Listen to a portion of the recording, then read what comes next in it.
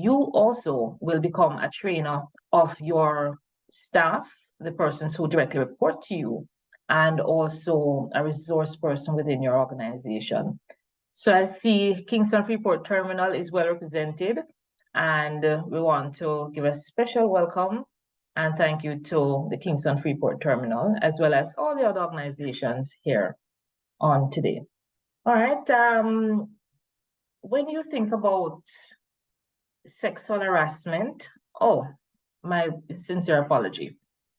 Many of you may know a little bit about my background, but I should say for those who don't, that substantively, I'm the Divisional Director, Industrial Relations and Allied Services in the Ministry of Labor and Social Security. So all industrial disputes on the island come to the division that I lead, and we have our offices in each parish, in the parish offices of the Ministry of Labor and Social Security. So I have done quite a bit of work with the labor laws, and outside of that, I have had a life as a trade unionist some years ago as a vice president of the Jamaica Civil Service Association, which gave me the opportunity to work from the perspective of the eye of the worker on behalf of the interest of workers. So I understand how workers feel and the kind of representation that is made on behalf of the worker. And additionally, I have worked on the side of the employer, having served in the Institute of Jamaica and other organizations on behalf of the employer. And in the Institute of Jamaica, I was then the Deputy Executive Director.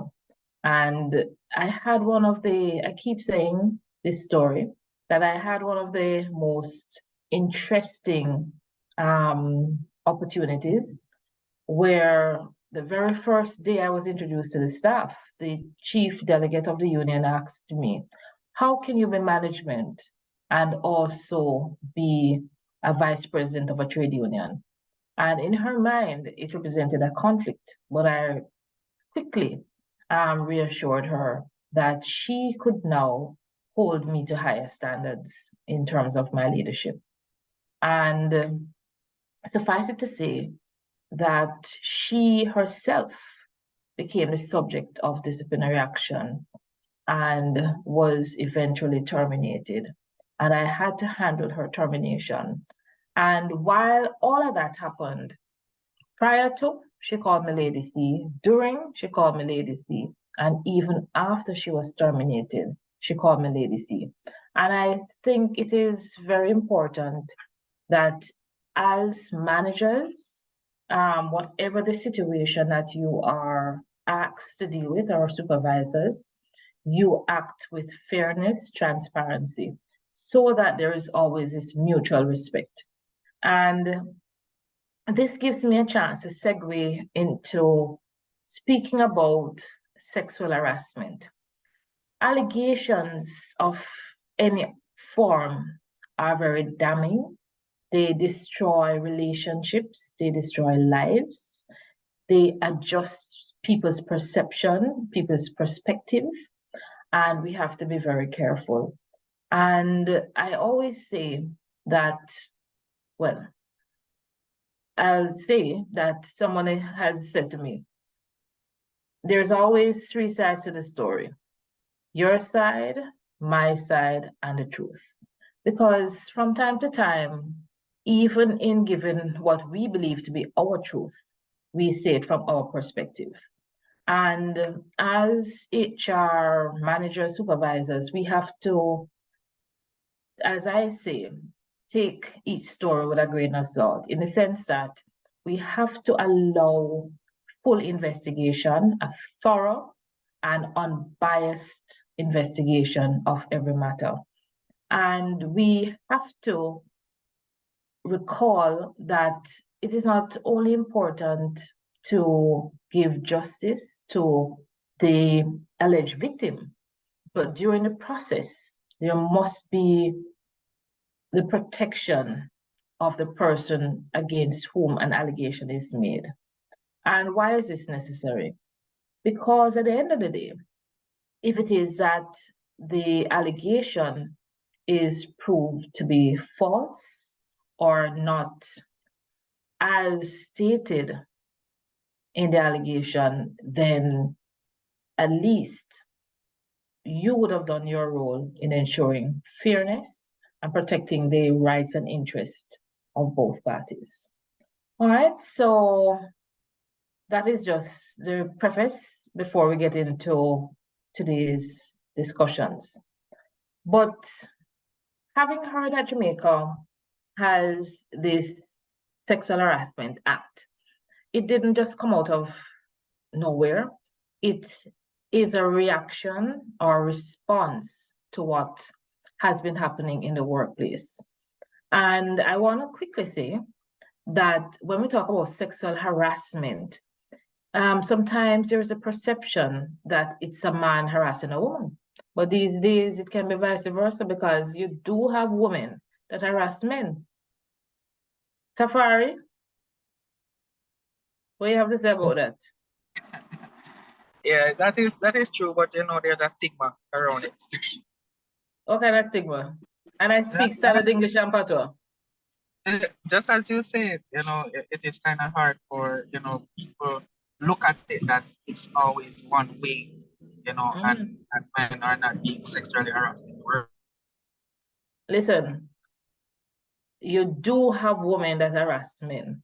And I want to start by saying that I recall being in an organization and a senior director who was divorced. I don't know if she was trying to get her groove back or what it was. But she texted Paul, the young guy, and give him a big vehicle for drive and all kind of something. And I remember one day, she even promoted him up in the organization, lots of things. He moved so fast, he moved faster than the man where run and get the money them at Jamaica. He moved so fast in the organization. And I remember one day, both he and the lady went to a very senior meeting at another organization. And it was one of those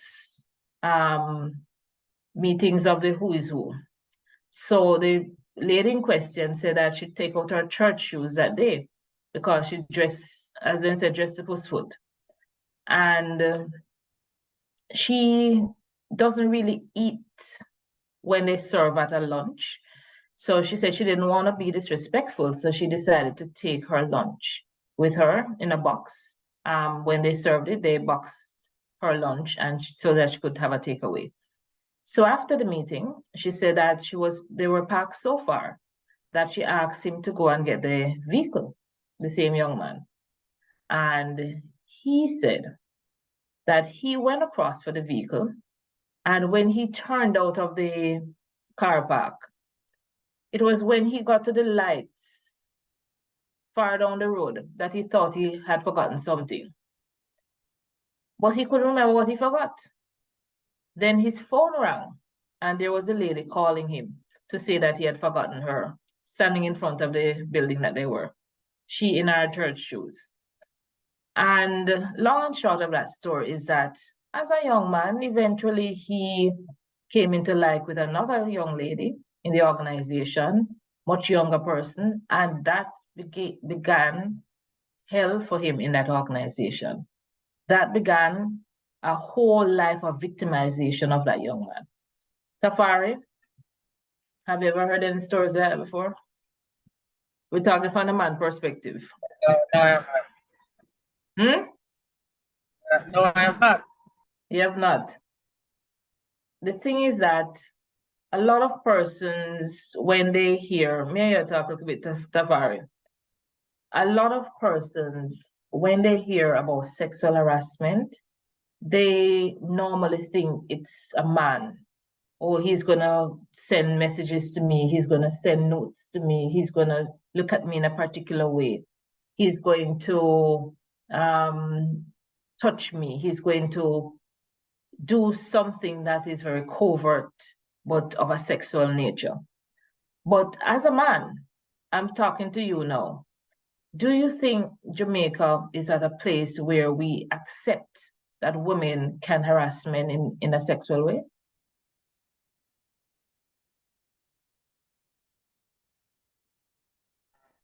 Honestly, no. You don't think we're there yet? Me not think so No. neither.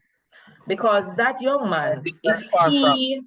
if he had gone to the HR reported her, you don't hear say my idiot, I'm a this, I'm a that, I'm a B man, or something. His own colleagues would call him a fool. Exactly, because look here, woman, the big woman, I give her a car for drive, she do this, she do that for you. Like, you idiot. And I think we need to disabuse our minds of the gender imbalance. We have to look at it from an individual perspective. Sexual harassment refers to an unwanted, unsolicited, unwelcome gesture of a sexual nature. And it can happen from anybody. And I'm going to go in another area that a lot of people, my friend, I see you have up the Seventh-day Adventist sign. Okay, Renee, I have to go here, so do, right? We have to recognize that whether or not we are welcoming or accommodative of same-sex relationships, it's happening, right? And what is happening is that women are sexual harassing other women, and also men are sexual harassing other men. And while it is happening in society, the workplace is not removed from this particular issue. And as HRs, as industrial relations practitioners, directors, supervisors, we have to be the ones that are going to be leading from the front in terms of how to handle these situations. Yes, it can be uncomfortable because you're going to say, boy, I never did know, say so and so, so and so. But you have to get past the story and deal with the issue. And I recall in a BPO in Montego Bay that a particular person was given a job.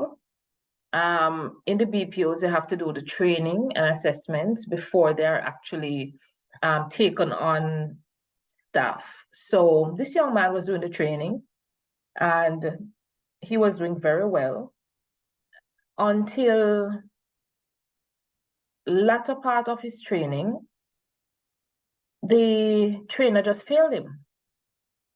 And when they fail you, you're then terminated.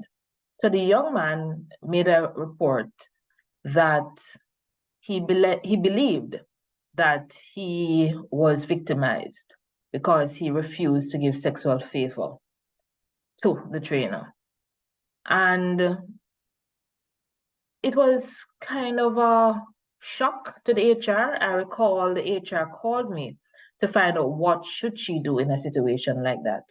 Because as a BPO, they had no blueprint, they had no guidelines to deal with it. And we spoke. She got the different parties to write their reports. And what she also realized is that that young man indicated that there was another young man who was also being victimized. And both of them spoke out. When the hearing was being held, the trainer admitted that in fact he had solicited sexual favor from the young men. And long and short of the story is that they had to terminate him. When a decision was made to terminate him, you know what the trainer did? Went in the middle of the road, in front of the organization, lay down in the street and say one can run over him. Can you imagine that drama? The HR called me and she said, Ms. Carrodus, in all my life of HR, I've never gone through this. It is such an embarrassment on the whole organization. Montego Bay is a small space. And she just didn't know what to do. She said, I went to lunch and could not eat my lunch. You know, so she too was traumatized. And what I think happened to her more than anything else is that she did not have a blueprint. She did not have a policy. She did not have any guidance in terms of how to deal with a situation of that nature. And I'm going to ask a quick question. Megan, are you prepared in your organization to deal with a matter of that nature? How do you feel as a person? I would say partially prepared. I have had to participate in the investigation of one such incident here. Yeah. And it was pretty much handled outside of the organization, but we got feedback. Yeah. So I am partially prepared. It wouldn't be a shock if I had to deal with one now, but I certainly would want to be empowered with more information. Okay. Right. All right. Anybody else wants to give feedback out there? Anybody else? Arthurine? Renee? Anybody else wants to give feedback?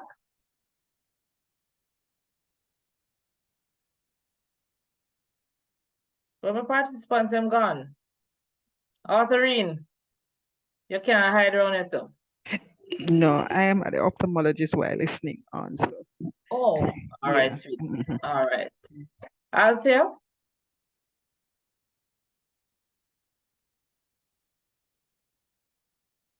Hi. I don't think we are, my organization, we're there yet. We are in the process of formulating our policies as to how to deal with these situations should they arise. Okay. All right. Anybody else wants to share their perspective?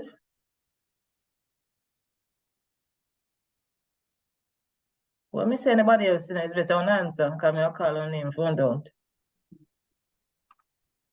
You know how I stay already. Tafari, are you the only gentleman on the call? I was just about to ask that question because I need some support. Listen, this might be harassment, but not sexual harassment, right? How you feel about this, you know? No, but hold on. Let me You feel just prepared? no. Well, let me just point out something that it's interesting how you start that a while ago, because you see our culture, right, as behind it as it may be in a lot of things, we still don't accept what is reality, you know. And as you mentioned, same sex, and you know how sexual harassment can come from same gender. Yeah.